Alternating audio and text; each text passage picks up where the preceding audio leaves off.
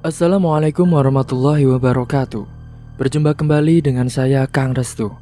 Apa kabar semuanya? Semoga kalian selalu sehat, baik, dan tentunya dimudahkan segala urusannya oleh Tuhan Yang Maha Esa. Amin. Seperti biasa, Kang Restu akan menceritakan sebuah kisah horor. Dan sebelum masuk ke ceritanya, bagi kalian yang belum subscribe, klik tombol subscribe-nya dan klik lonceng notifikasinya serta like video ini agar kalian tidak ketinggalan cerita terbaru dari channel ini. Oke, langsung saja tanpa berlama-lama lagi. Ini dia ceritanya. Toh, lo pengen cepet kaya nggak? Ucap Junanto kepada Narto yang saat ini mereka masih dudukan di pos ronda berdua. Yang lain pada belum datang. Ya pengen lah Jun. Siapa juga sih yang gak pengen kaya? Emangnya kenapa? Lo mau ngasih duit gue? Timbal Narto. Gak gitu juga kali. Gak gitu maksud gue toh. Kemudian dengan suara yang sengaja dikecilkan, Junanto ini bilang soal dukun yang dia tahu baru-baru ini dari teman jauhnya. Dan katanya dukun itu bisa ngabulin apa saja yang memohon kepadanya. Dan Junanto bermaksud nyaranin Narto untuk pergi ke sana biar nyari solusi cepat kaya tanpa capek-capek kerja. Alah Jun, dibohongin kali lo. Mana ada orang bisa kaya cepat tanpa kerja. Tapi menurutku itu asli toh. Lah itu nyatanya temanku aja sudah punya mobil Pajero. Padahal kamu tahu tidak? Ucap Junanto sengaja dipotong. Ya gak tahu lah. Gimana sih lo? Kenal aja enggak? Junanto pun kemudian menjelaskan soal temannya yang dulu hanyalah seorang tukang parkir di pasar. Dan kini dia sudah memiliki rumah tingkat 2 dan mobil mewah, dan itu dia dapat dalam kurun waktu hanya 1 tahun. Mendengar penjelasan Junanto, Narto rada dikit tertarik, namun dirinya juga masih ragu. Ntar aja deh, belum minat gue. Lagian lo udah tahu kan, kenapa kalau aja yang kesono untuk nyoba duluan? Ucap Narto pada Junanto. Hehehe, takut kalau gue sendirian. Makanya ini aku ngajak kamu. Halah, dasar gemblung. Mending kita main catur aja dulu, sekalian nunggu yang lain. Ini pada kemana sih? Jam segini belum pada datang. Ucap Narto sembari membuka papan catur. Dan setelah beberapa saat, beberapa kawan dan bapak-bapak datang ke situ. Dan salah seorang dari mereka ada yang bawa gorengan mendoan. Nih, gua bawa mendoan. Ayo makan bareng-bareng. Wih, asik nih. Tahu aja gue udah lapar. Alhasil Narto dan Junanto yang sudah lapar nunggu dari tadi langsung menyerobot mendoan tersebut. Ronda pun berjalan sampai jam 12 malam. Terkadang mereka keliling beberapa kali sekedar memastikan keamanan desa. Dan mereka tiduran di pos ronda sampai pagi setelahnya. Dan singkat cerita, azan subuh berkumandang. Narto pun terbangun dan dia meninggalkan yang lainnya yang masih pada tidur waktu itu. Narto segera beranjak untuk pulang ke rumah. Bukan untuk sholat melainkan untuk tidur kembali. Dia berjalan dengan menutupi tubuh dengan sarungnya karena hawa pagi itu sangat dingin sekali. Dan setibanya di rumah, dia pun menuju kamar dan lanjut tidur di samping istrinya yaitu Wirda yang juga masih molor. Pada pukul 7 pagi, barulah mereka berdua bangun dan segera bergegas mandi. Wirda kemudian memasak nasi goreng untuk sarapan mereka. Memang mereka di rumah cuma ada 2 orang saja. Karena pernikahan Narto dan Wirda yang sudah berjalan selama 6 tahun itu belum juga diberikan momongan. Pernah dulu sekali dia hamil di tahun ketiga pernikahannya. Namun sayang Wirda harus mengalami keguguran karena salah makan waktu itu. Narto ini bekerja sebagai penjual cilok di pasar. Itu pun dia ambil dari bosnya. Termasuk Junanto yang juga kerja sebagai penjual cilok. Namun dia dagangnya di tempat lain. Biasanya jikalau ramai, bisa saja Narto mendapatkan 200-300 per harinya. Namun kalau memang lagi sepi jangan ditanya dapat berapa. Karena bahkan dari jumlah sekian, Narto hanya mendapatkan beberapa persen dari total semuanya. Karena dia ikutnya kerja di bosnya itu. Pagi itu usai sarapan selesai, Narto kemudian pamitan sama Wirda dan dengan motornya dia menuju ke rumah bosnya yaitu Pak Nasroh. Dan mengambil stok cilok untuk dibawanya ke gerobak yang ditinggal di lapak. Dek, aku berangkat kerja dulu ya. Iya mas, hati-hati ya. Semoga dagangannya hari ini laris manis. Iya dek, amin. Saat itu Wirda pun tidak lupa bersaliman dengan Narto, karena sudah menjadi rutinitas mereka berdua setiap pagi hari. Segera Narto pun beranjak ke depan halaman rumahnya untuk memanaskan motornya terlebih dahulu. Setelah beberapa saat kemudian, mesin motornya sudah panas. Narto pun segera berangkat ke tempatnya Pak Nasro. Dan beberapa saat kemudian, Narto pun akhirnya sampai juga di rumah Pak Nasro. Kala itu ternyata Pak Nasro sudah berada di halaman rumahnya dan sudah menyiapkan semua ciloknya untuk dibawa Narto ke lapak. Itu toh, sudah saya siapkan. Tinggal berangkat ke lapak saja. Iya Pak, terima kasih ya. Kalau begitu saya pamit ke lapak dulu Pak. Pak Narto pun langsung beranjak pergi menuju ke lapaknya. Dan singkatnya, lapak pun baru buka pukul 9 pagi. Dan Narto dudukan di sana sembari menunggui pembeli yang akan datang. Satu dua datang ke lapak ketika sedang lewat. Dan setelahnya Narto dudukan lagi. Dan itulah keseharian Narto berangkat pukul 8 dan pulang pukul 3 sore. Siang itu banyak anak-anak pulang sekolah dan mereka mampir ke lapaknya Narto untuk membeli cilok. Segera Narto pun melayani anak-anak itu dengan ramah, karena dia suka dengan anak-anak karena sejak dulu dia sangat menginginkan sekali seorang anak. Kala itu banyak yang berebutan karena minta dilayani lebih dulu. Om, saya dulu om. Enak aja, aku dulu lah. Aku kan yang datang lebih dulu. Sabar, semuanya pasti kebagian. Antri ya, nanti om buatkan. Tidak usah berebutan. Dan setelahnya, akhirnya semua anak-anak itu dapat dilayani dengan baik dan Narto bisa rehat lagi sambil menunggu pembeli yang datang. Dan alhamdulillah hari itu Narto mendapati pelanggan lumayan banyak. Ya tapi masih sisa juga ciloknya. Dan singkatnya, pada sore harinya, Narto pun membenahi lapaknya dan menutupi gerobaknya dengan terpalnya. Kemudian dia membawa sisa cilok yang belum laku untuk diberikan kembali kepada Pak Nasro. Setibanya di rumah Pak Nasro, dia juga ketemu sama Junanto yang juga baru nyampe. Dia juga masih sisa ciloknya. Lo Jun, bisa barengan ya? Iya nih. Habis semua ya punyamu? Enggak, ini masih sisa kok. Kalau gitu sama kayak gua, ucap Junanto. Ini upah buat kalian hari ini. Makasih ya Pak, ucap mereka berdua. Dan hari itu juga Narto dengan Junanto langsung dibayar sama Pak Nasro. Dan bahkan Pak Nasro menyuruh mereka untuk membawa beberapa cilok untuk dimakan di rumah. Kalau begitu, kami pamit pulang dulu ya Pak. Tunggu. Ini bawa ciloknya untuk makan di rumah ya. Makasih banyak ya Pak, ucap mereka berdua. Memang Pak Nasro ini orangnya baik banget. Jadi itulah yang membuat Narto dan Junanto betah kerja kepadanya. Meski hasilnya tidak seberapa, tapi menurutnya cukup untuk biaya hidup di desanya itu dan untuk keperluan makan sehari-hari. Sebelum Narto dan Junanto pisah, Junanto ini nyuruh nanti malam datang lagi ke pos ronda. Dan Narto hanya bilang nanti lihat situasi terlebih dahulu.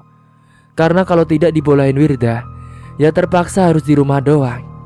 Dan setelahnya mereka pun kembali pulang ke rumahnya masing-masing. Toh, tunggu bentar. Ada apa sih? Tanya Narto. Nanti malam datang lagi ke pos ronda ya. Gak tau lah, nanti lihat situasi dulu. Kalau dibolehin ya datang, kalau enggak ya di rumah aja deh. Ya udah deh kalau gitu, gue duluan ya. Dan beberapa saat kemudian, Narto pun akhirnya sampai juga di rumah. Sore itu terlihat Wirda sedang dudukan di depan teras rumahnya. Gimana mas, ciloknya laku semua? Tanya Wirda. Enggak dek, ini sisanya. Disuruh Pak Nasro untuk bawa pulang. Akhirnya sore itu mereka berdua dudukan di depan teras rumah sambil makan cilok yang sudah diberikan oleh Pak Nasro tadi.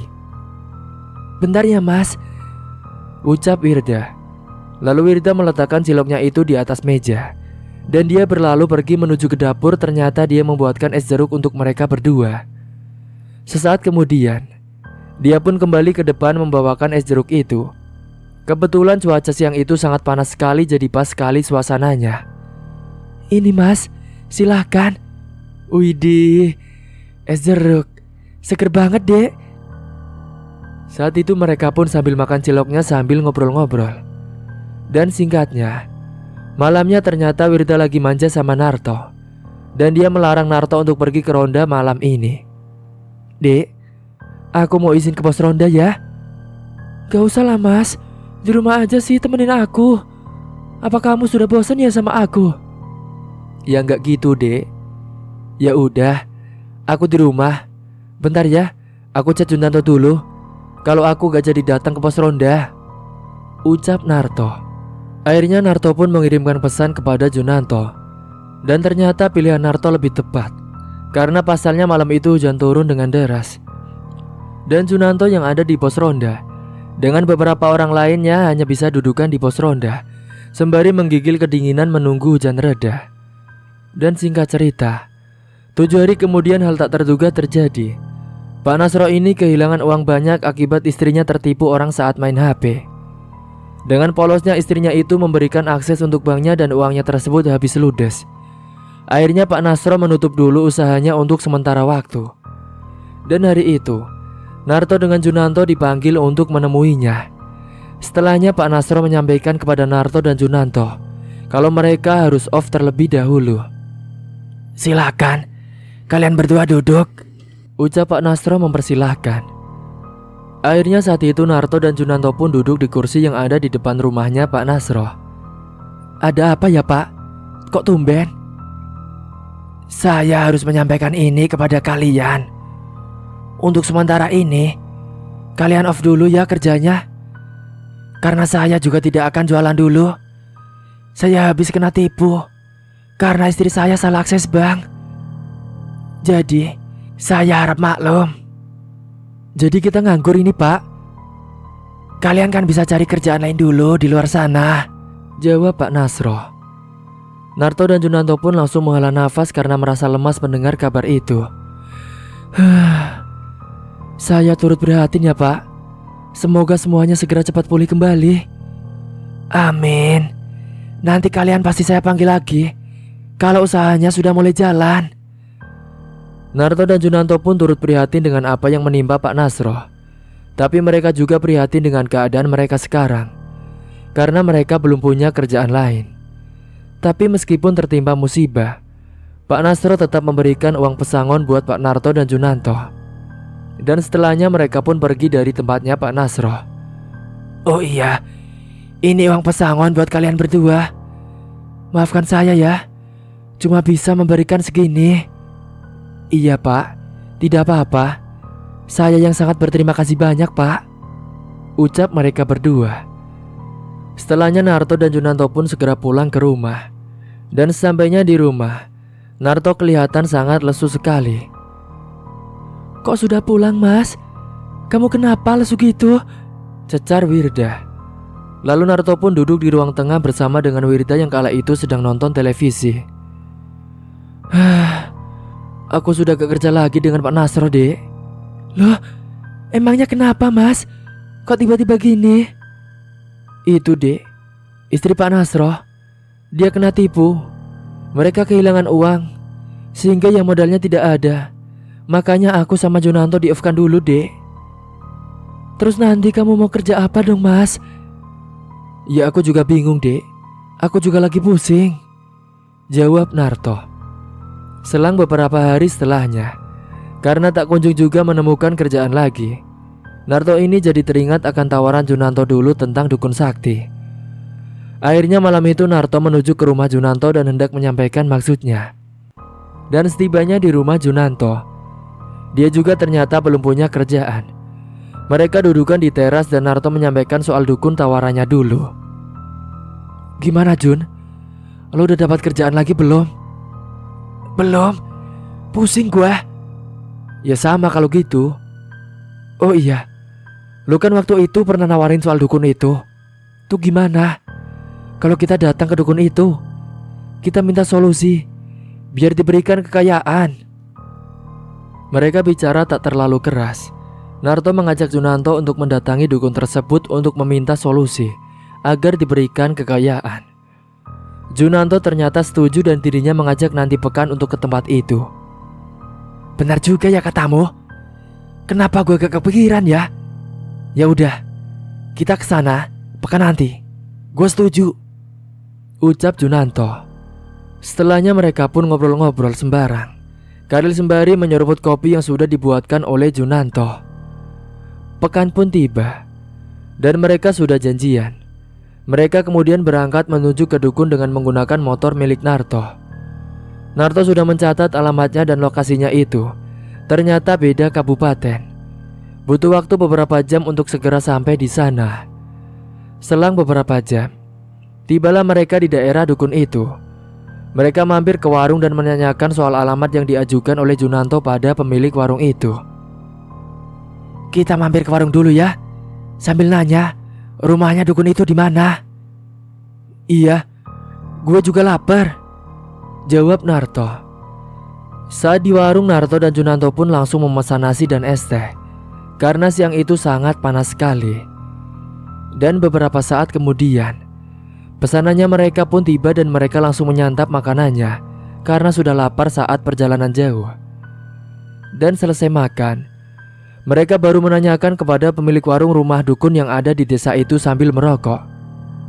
Pak, maaf mau nanya, rumahnya dukun yang ada di desa ini di sebelah mana ya Pak? Oh, rumahnya Mbak Sarto.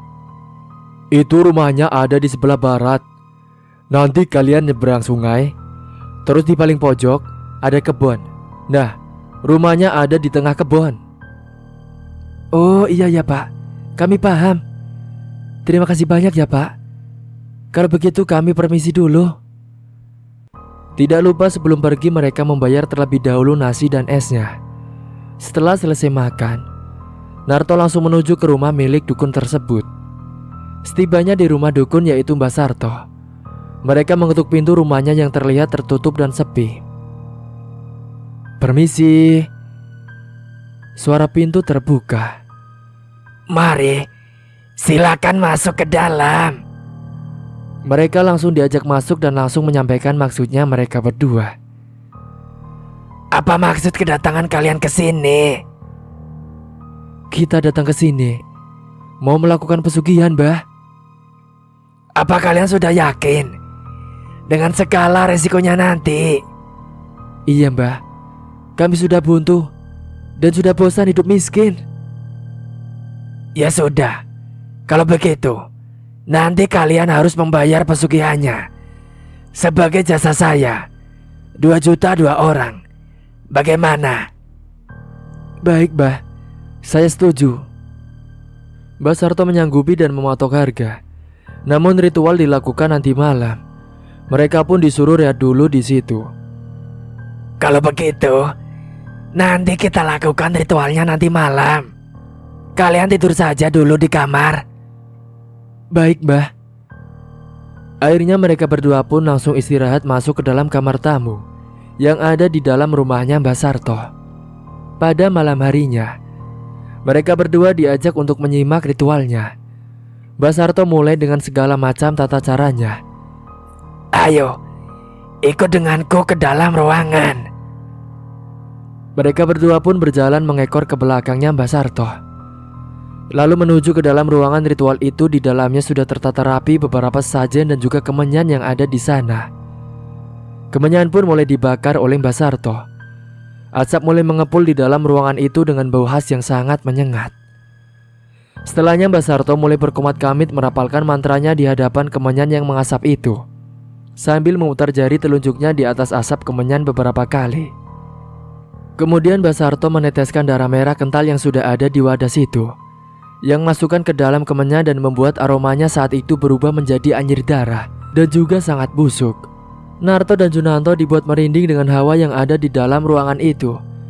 Sesaat kemudian, hembusan angin kencang masuk ke dalam ruangan itu, yang membuat suasana mencekam. Dan kala itu mereka juga melihat ada sebuah asap hitam tebal yang masuk dan berhenti di sampingnya Mbak Sarto. Mbak Sarto pun berkomat kamit mencoba berkomunikasi dengan asap hitam tebal itu. Namun mereka berdua tidak tahu apa yang dibicarakan oleh Mbak Sarto, karena mereka tidak tahu bahasanya. Dan sesaat kemudian, asap hitam tebal itu pun akhirnya pergi menghilang entah kemana. Kemudian Mbak Sarto kembali lagi ke ritualnya Dia menyipratkan air kembang 7 rupa kepada tubuhnya Narto dan juga Junanto. Mereka juga tidak tahu apa maksudnya, akan tetapi mereka nurut saja.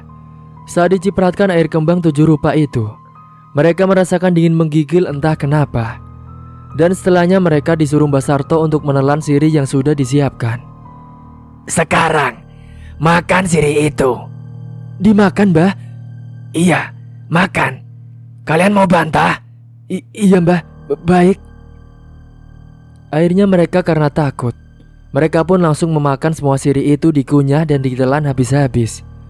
Walaupun mereka pun menahan ingin muntah karena rasanya sangat pahit, sampai mereka nyengir-nyengir. Usai semua sirihnya itu dikunyah dan ditelan habis-habis oleh mereka berdua, mereka lalu disuruh untuk minum air kelapa. Silakan diminum. Lumayanlah, yang tadinya pahit disuruh minum air kelapa, jadi mereka tidak terlalu merasakan pahit lagi.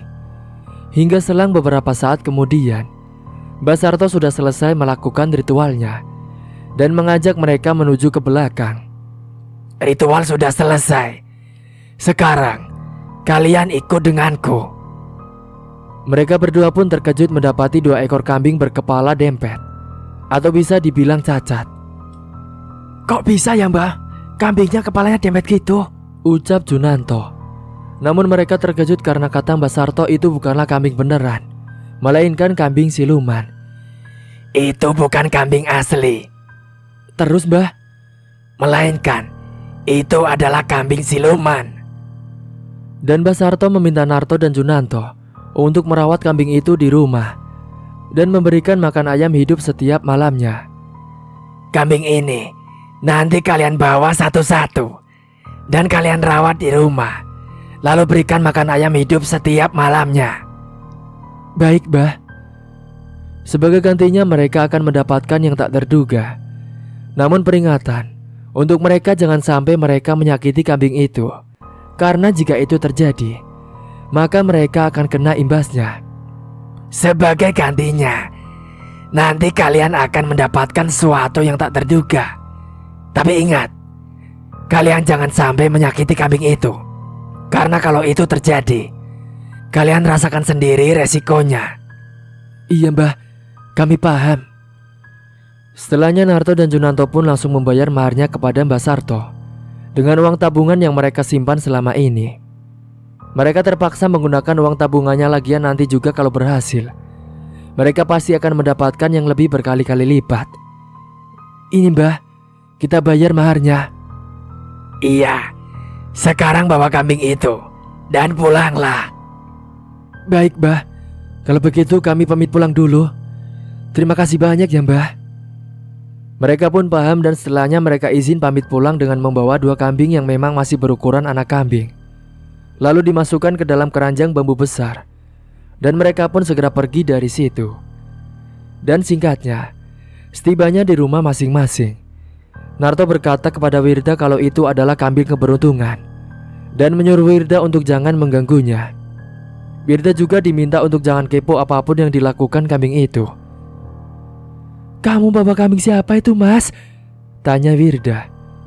Ini kambing keberuntungan untuk kita. Maksudnya, Mas? Sudah, kamu tidak usah banyak nanya. Ingat, kamu jangan banyak kepo apapun yang dilakukan kambing itu. Ingat ya. Wirda pun langsung menanggapinya dengan menganggukkan paham. Pagi itu karena Narto sudah ngantuk banget dan capek, dia pun akhirnya memilih untuk tidur sampai nanti sore. Di malam hari berikutnya, Narto mencoba memberikan 2 ekor ayam hidup dan benar saja kambing itu makan ayam itu hidup-hidup. Mas, sebenarnya kamu dapat kambing itu dari mana sih? Kok makannya ayam hidup gitu? Bukannya kambing makannya rumput ya selama ini? Aku jujur, tapi kamu jangan marah ya. Iya, Mas. Apa? Aku penasaran. Cepat ngomong. Sebenarnya kemarin aku sama Junanto itu pergi ke dukun untuk mencari pesugihan, Dek. Dan kambing ini disuruh dirawat. Nanti dikasih makan ayam hidup dan kita akan menjadi kaya. Kamu serius, Mas? Ya serius lah. Masa aku bohong? Sudah, kita lebih baik tidur saja. Narto dan Wirda rada ngeri lihatnya Bahkan kambing itu jarang sekali bersuara. Dan mereka kemudian mutusin lanjut tidur. Namun saat tengah malam Wirga yang sudah tertidur pulas dia pun terbangun. Karena saat itu dia kebelet buang air kecil. Akhirnya dia pun berjalan menuju ke kamar mandi. Dan berjalan keluar kamar menuju ke kamar mandi. Saat dirinya sedang berjalan ke kamar mandi, tiba-tiba saja dia mendengar ada langkah kaki tepat berada di belakang tubuhnya. Wirda pun menoleh ke belakang. Namun saat dia menoleh ke belakang ternyata tidak ada apa-apa. Dia pun bergidik tapi tetap melanjutkan menuju ke kamar mandi. Saat di dalam kamar mandi, Wirda tiba-tiba saja dikejutkan dengan suara ketukan pintu kamar mandinya. "Siapa ya yang ketuk pintunya?" gumamnya. Segera Wirda pun menyelesaikan buang airnya dan segera keluar dari dalam kamar mandi. Suara pintu dibuka. Akan tetapi saat pintunya dibuka, betapa terkejutnya dia, karena di depan kamar mandi ternyata tidak ada siapa-siapa. Loh, aneh banget sih. Kok tidak ada siapa-siapa ya? Wirda pun langsung mengelus lengannya karena merinding kala itu. Segera dia pun kembali ke kamar lagi karena takut dan merinding. Namun saat dia berjalan menuju ke kamar, tiba-tiba saja melihat ada bayangan di temboknya. Kala itu dia melihat ada bayangan hitam di tembok dan wujudnya berbentuk kepala kambing yang dempet. Sontak Wirda yang melihat itu ia pun terkejut. Tapi setelahnya, bayangan hitam itu menghilang dan Wirda pun lari ke dalam kamar. Saat sesampainya di dalam kamar, dia langsung menenggelamkan tubuhnya di balik selimut. Dan esok paginya, Naruto dan Wirda terkejut dengan apa yang mereka lihat. Naruto dan Wirda mendapati uang yang jumlahnya banyak berada di bawah dipan mereka. Dan itu adalah berkat kambing dempet siluman itu. Wirda juga sudah diberitahukan tentang Naruto yang datang ke dukun. Bukannya marah, Wirda malah seneng karena bisa punya uang banyak. "Mas, kita jadi kaya raya mas. Punya uang banyak mas." "Iya dek, kamu beli apa aja yang kamu mau ya?" "Beneran mas?" "Iya dong." "Asik. Ayo kita belanja ke pasar mas." Setelahnya mereka bisa membeli apapun dengan uangnya itu. Bahkan setelahnya untuk menutupi apa yang dilakukannya, Naruto membeli kambing normal dan ternak di rumahnya. Kambing-kambing itu dicampur dengan kambing siluman. Namun Naruto menyuruh orang untuk mencari pakannya. Hal yang tak berbeda jauh juga dialami Junanto. Dia juga melakukan apa yang Naruto lakukan. Dan dia pun mendapatkan uang yang melimpah juga. Namun semenjak itu, mereka di rumahnya selalu mendapatkan teror dan gangguan yang membuat mereka tidak tenang. Dan pada suatu malam, Naruto dudukan di depan teras rumahnya. Dan dia minta dibuatkan kopi oleh Wirda. Saat Wirda sedang membuatkan kopi di dapurnya, dia terkejut ketika ada sekelibat bayangan hitam yang melintas di hadapannya. Bersamaan dengan itu, Wirda pun mencium bau busuk yang menyeruak ke dalam hidungnya. Baunya seperti bangkai tikus dan seperti anyir darah. Wirda juga merasakan merinding kembali kepada tubuhnya. Dan bulu kuduknya pun langsung berdiri semua. Karena merasa dari belakang seperti ada yang melihat ke arah dia. Wirda mencoba untuk menoleh ke belakang. Namun saat dia menoleh ke belakang betapa terkejutnya Wirda. Dia melihat ada sosok genderuwo yang sedang berdiri. Dengan wajah menyeramkan, gigi taring panjang dan tajam tubuhnya, serta tubuhnya hitam lebat penuh dengan bulu. Kedua matanya juga menatap tajam ke arah Wirda. Sontak dia pun langsung berteriak kencang. Karena tak kuasa melihat sosok itu, dia pun akhirnya ambruk pingsan ke lantai. Sementara Naruto yang ada di depan teras rumah, dia menunggu Wirda yang gak kunjung datang. Akhirnya dia pun menghampiri ke belakang. Namun saat dihampiri ke dapur, betapa terkejutnya dia melihat Wirda sudah terkapar lemas di lantai. Naruto pun segera membopong tubuh Wirda menuju ke kamarnya. Dan beberapa saat kemudian, Wirda pun akhirnya sudah tersadar. Dan segera Naruto mengambilkan air putih ke dapur. Akan tetapi saat Naruto di dapur, dia tiba-tiba saja dikejutkan dengan sekelebat bayangan hitam yang melintas, disertai dengan bau busuk yang juga sangat menyengat. Setelahnya Naruto pun segera kembali ke kamar membawakan air putih untuk Wirda.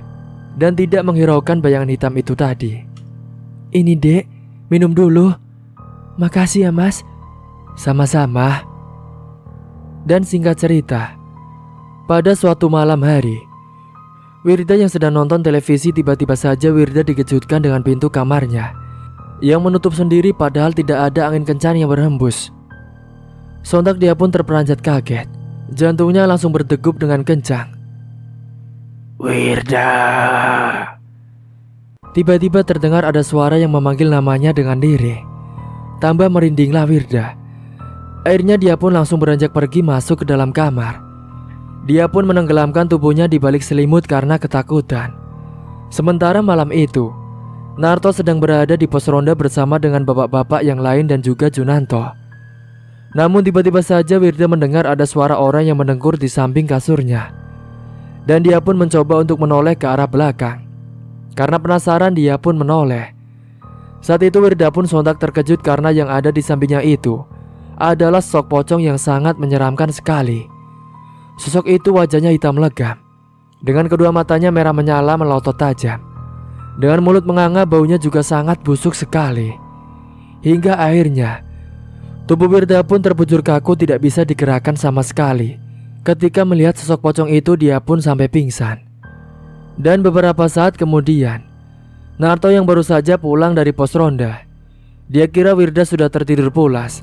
Akhirnya dia pun ikut tidur di sampingnya. Bahkan semenjak saat itu, di desanya itu jadi sering mendapatkan teror dan para warga banyak yang kehilangan ternak ayamnya yang memang memelihara ayam. Suatu malam kala itu di rumahnya salah satu warga pada tengah malam, dia yang sedang tidur tiba-tiba terbangun karena ingin buang air kecil. Namun saat itu dia mendengar ada suara di belakang rumahnya. Ada suara kambing yang mengembik. Suara apa itu ya? Gumamnya. Namun karena sudah kebelet, dia pun ke kamar mandi terlebih dahulu. Dan setelah selesai baru mencoba melihat ke belakang rumahnya.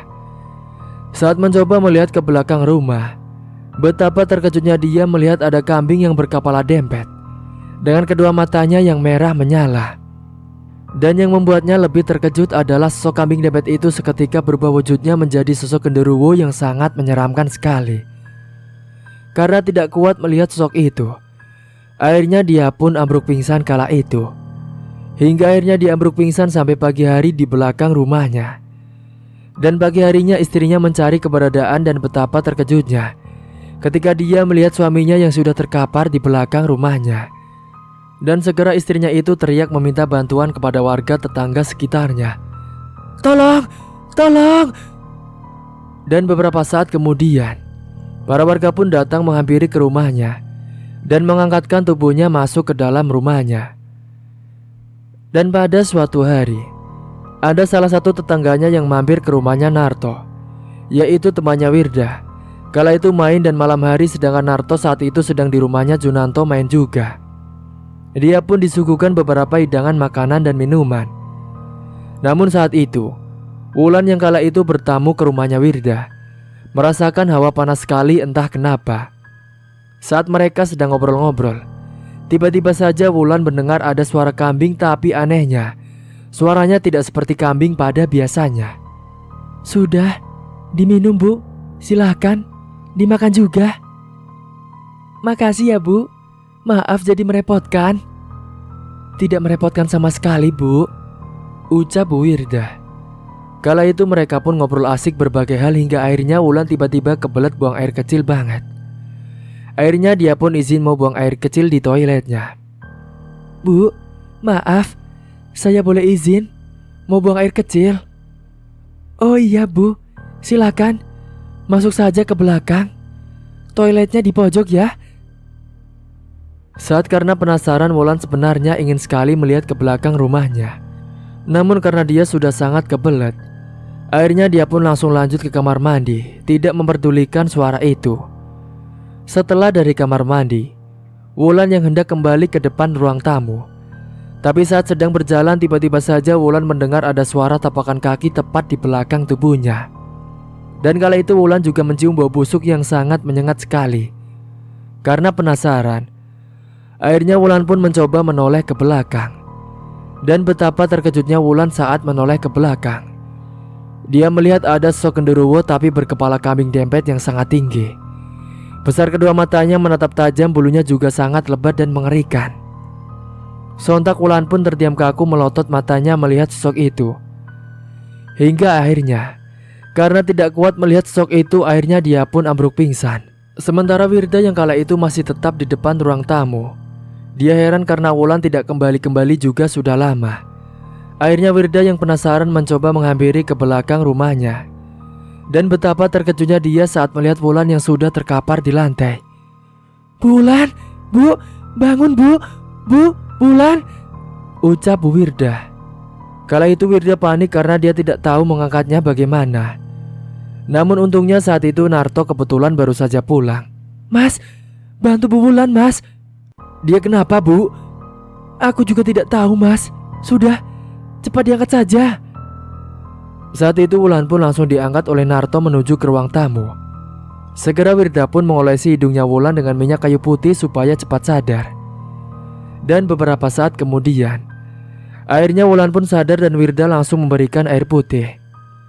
"Ini Bu, diminum dulu air putihnya." Wulan yang baru sadar dia terlihat bingung dan linglung.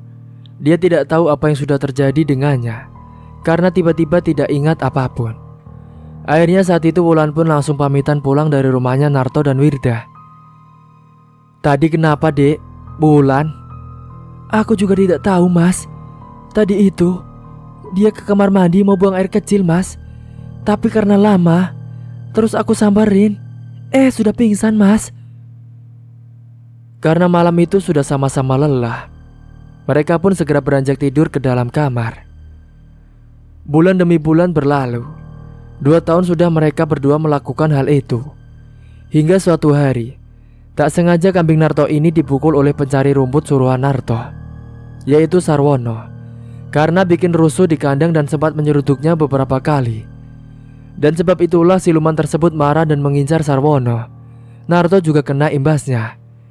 Dan di malam harinya, ketika Sarwono pulang ke rumah dan hendak mau tidur, dia dibuat bangun ketika mendengar ternak ayamnya berisik di belakang rumahnya. Dan saat dicek, dia mendapati kambing dempet Narto berada di situ dan memakan ayam-ayamnya. Bahkan setelahnya, kambing itu berubah menjadi sosok siluman seperti genderuwo dengan kepala kambing. Sarwono pun langsung kaku tubuhnya. Dia tak bisa bergerak, bahkan berteriak pun tak mampu. Sosok tersebut kemudian mendekat ke arah Sarwono dan hal mengejutkan terjadi. Ketika sosok tersebut menggigit tubuh Sarwono hingga akhirnya Sarwono pun tewas mengenaskan. Pada keesokan paginya, gegerlah warga setelah menemukan jasad Sarwono. Mereka menduga awalnya Sarwono ini diterkam binatang buas. Tapi mereka heran, binatang apa pasalnya di desa mereka tidak ada macan atau sejenisnya. Dan mereka menduga itu ulah anjing liar. Akhirnya jasadnya pun dimakamkan hari itu juga. Pada malam harinya, Narto yang saat itu baru saja pulang dari pos ronda, dan dia berjalan kaki dengan menggunakan sarungnya untuk menutupi tubuh dan mengusir rasa dingin. Kala itu dia tiba-tiba saja mendengar ada suara langkah kaki tepat dari belakang tubuhnya. Sontak Narto pun menoleh ke belakang.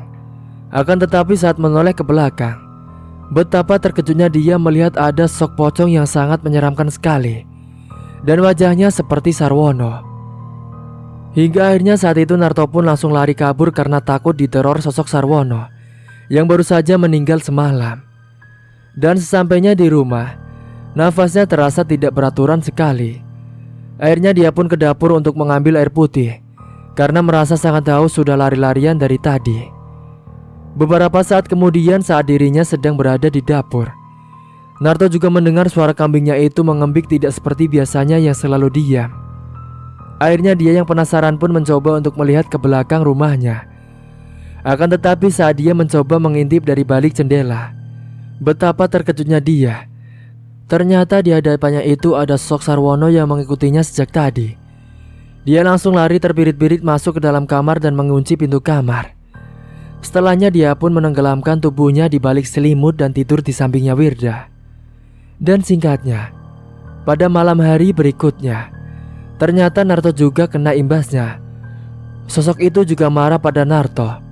Dan malam itu Narto dibuat pingsan usai melihat kambing silumannya itu berubah wujudnya menjadi sosok genderuwo dengan kepala kambing yang dempet. Wirda pun menemukan Narto malam itu juga dan segera minta tolong kepada warga. Namun setelah warga membawanya masuk ke dalam rumah, Tolong! Tolong! Tolong! Kebetulan saat itu ada beberapa bapak-bapak yang mau pergi ke pos ronda, dan mereka mendengar teriakan Wirda. Akhirnya mereka pun menghampiri rumahnya Wirda untuk membantu. Ada apa, Bu? Tolong suami saya, Bapak. Itu pingsan di belakang rumah. Segera mereka pun ke belakang dan mengangkat tubuhnya Narto masuk ke dalam rumah. Narto justru kesurupan dan hampir mencelakai Wirda. Salah seorang warga pun memanggilkan Ustadz Yudas. Teriak Narto. Saat itu Narto pun langsung mengambil sebuah gunting yang dia lihat. Dan perlahan-lahan Narto menghampiri Wirda. Wirda pun ketakutan dan mencoba menghindari. Mas, jangan bunuh aku, Mas. Sadar, Mas, sadar. Untungnya saat itu ada sebagian bapak-bapak yang mencoba memegangi tubuh Narto dan mengamankan Wirda. Setibanya Ustadz Yudas di situ, Ustadz Yudas langsung mengamankan Narto terlebih dahulu. Ustadz pun langsung membacakan doa-doa dan meruqyah tubuhnya Narto. Hembusan angin kencang saat itu masuk ke dalam rumah dan membuat suasana sangat mencekam. Terdengar suara jendela dan pintu yang menggebrak-gebrak membuat semua merinding. Sosok yang ada di dalam tubuh Narto itu mengamuk, dan Ustadz pun terkejut kala melihat tubuhnya. Karena di dalam tubuhnya Narto itu ternyata ada sok kambing dempet wujudnya. Ustadz pun geleng-geleng kepala. Keluar sekarang. Bukan urusanmu. Dia harus membayarkan semua perbuatannya. Ustadz Yudas pun langsung kembali fokus lagi untuk membacakan doa-doanya untuk mengusir sosok yang ada di dalam tubuhnya Narto. Hingga akhirnya beberapa saat kemudian Narto pun lemas setelah sosok yang ada di dalam tubuhnya itu berhasil dikeluarkan. Segera Narto diberikan air putih yang sudah didoakan oleh Ustadz Yudas. Ustadz Yudas merasa ada yang janggal di situ. Dia pun segera menuju ke kandang Narto. Dan Ustadz Yudas mendapati kambing siluman tersebut menatap ke arahnya. Ustadz Yudas segera meminta warga untuk membawa kambing itu ke hadapannya Narto. Tolong bapak-bapak, bawa kambing itu masuk dan dihadapkan di depannya Mas Narto. Baik, Ustadz. Namun baru saja mau diambil kambing itu malah mengamuk. Gimana ini, Ustadz? Kambingnya gak mau dibawa masuk, ucap salah satu warga. Ya sudah, kalau begitu Mas Narto dan Mbak Wirda yang dibawa ke sini saja. Akhirnya Narto dan Wirdalah yang datang ke situ, dan mereka diminta untuk jujur, namun masih saja belum mengakui.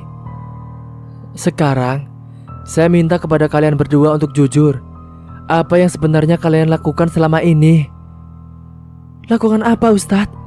Kami tidak melakukan apa-apa. Sudah, lebih baik jujur sebelum semuanya terlambat.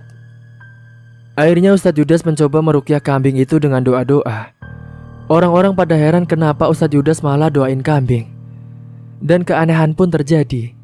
Kambing itu bukan mengembik, namun dia justru mengeram dan itu membuat semua orang takut yang melihatnya. Hingga akhirnya sosok kambing itulah yang berkata jujur soal semuanya yang terjadi dan apa yang dilakukan oleh Narto. Asal kalian tahu, Narto sudah melakukan perjanjian denganku, dan kekayaan yang dimilikinya itu dariku. Sekarang dia telah melanggar.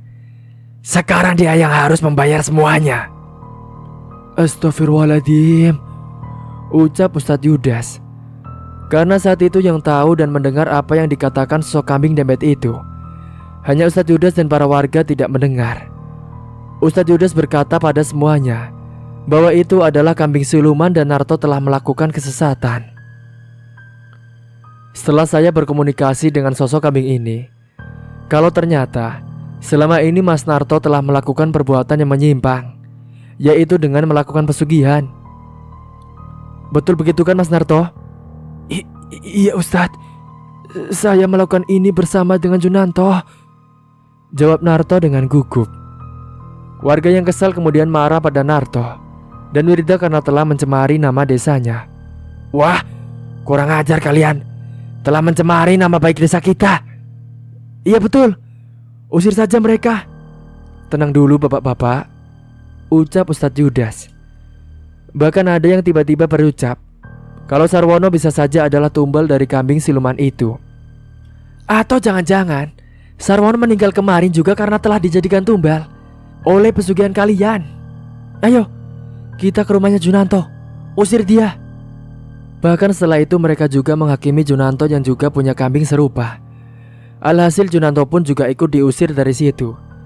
Padahal ritual yang dia jalani Junanto aman-aman saja. Junanto, keluar kau!" teriak warga. Dan beberapa saat kemudian Junanto pun keluar dan menemui para warga. "Ada apa ya ini bapak-bapak? Mulai sekarang kalian pergi dari desa ini. Dasar sudah menyemarkan nama baik desa dengan melakukan pesugihan. Cepat bereskan semuanya, atau milih di penjara saja." Akhirnya malam itu juga Junanto dan Narto mengemasi pakaiannya dan mereka pergi dari rumahnya yang mewah itu. Desa pun kembali aman setelah kepergian mereka berdua. Dan beberapa minggu setelahnya, Narto dan Junanto dikabarkan meninggal dunia akibat apa yang dijalaninya itu. Cerita pun selesai. Jangan pernah coba-coba untuk melakukan perbuatan yang menyimpang agama demi kekayaan yang secara insan. Dan janganlah tergoda dengan ajakan teman yang menyesatkan itu.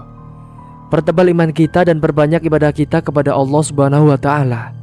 Semoga kita selalu dalam lindungan Allah Subhanahu wa Ta'ala dan dijauhkan dari hal-hal yang demikian. Cerita pun tamat. Seperti biasa, bagi kalian tolong ambil si positifnya dan buang sisi negatifnya. Mungkin itu saja yang dapat saya sampaikan. Kurang lebihnya mohon maaf apabila ada salah kata ataupun ucapan yang kurang berkenan bagi kalian semuanya. Sampai jumpa di cerita selanjutnya. Akhir kata, wassalamualaikum warahmatullahi wabarakatuh.